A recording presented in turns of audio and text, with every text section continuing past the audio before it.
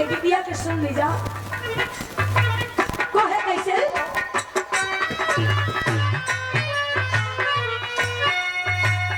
जिंदगी तोहरा नाम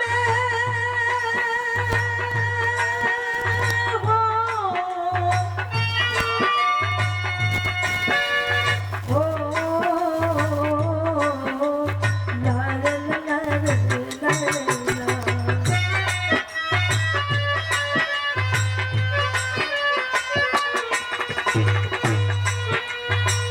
जिंदगी तोहरा नाम तरनीम हो गई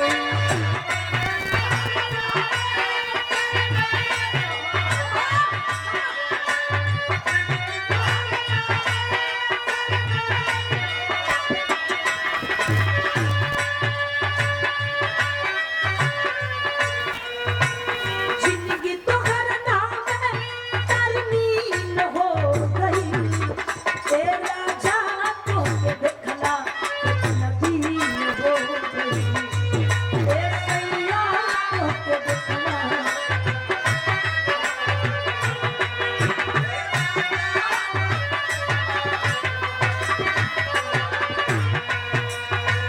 जिंदगी तोहरा नाम तरनीम हो गई जिंदगी तोहरा नाम तरनीम हो गई ए सैया तो देखला नबी हो गई तेरा जातो के देखला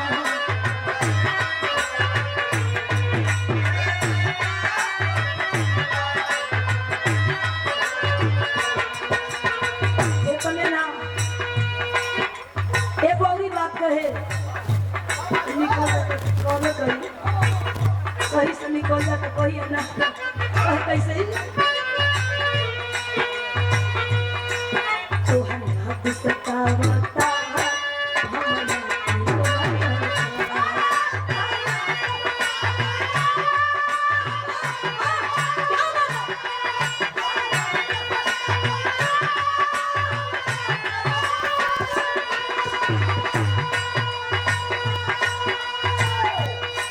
तो हम हाथ सतावता हमरा गिरवावता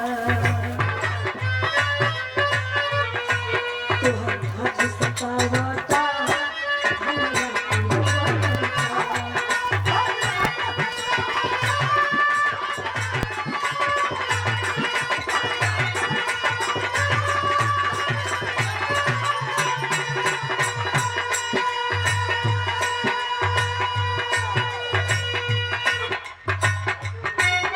ओहो मेहरारू कहे पंकज यादव जी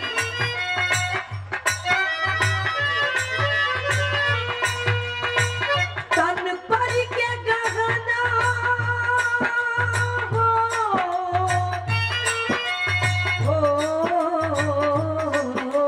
ला ला ला ला ला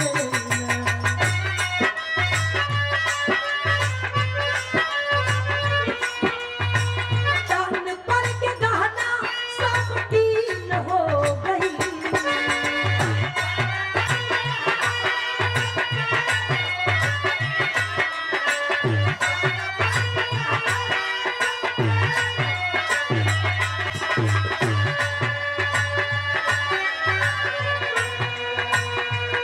ये हमारे उत्तर प्रदेश के धरती पर आप लोगन के बहुत बहुत स्वागत बा हम दियली है लेवे खातिर ना दियली तुम मरवे दे दे तो बहुत बढ़िया रही हम देख कर का करी जब फिर से हमके मिल गई ये सुंदर माला और ये 500 रुपये दे करके ये स्नेह भरा ये सम्मान आया है और गुरुजी हमेशा ही कहते हैं कि सबसे बड़ा प्रेम और व्यवहार होता है। व्यवहार से आदमी दुश्मन के भी जीत लेना,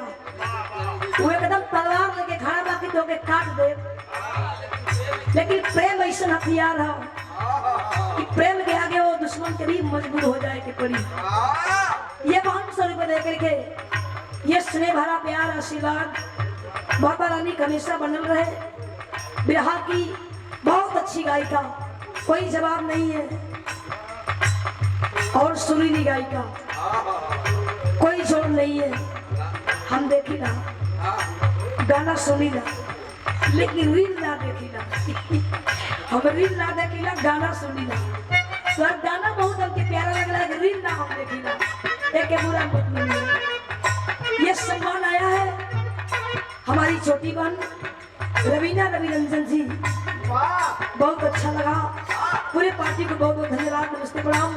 और पिताजी को भी बहुत बहुत नमस्ते प्रणाम। कहे कैसे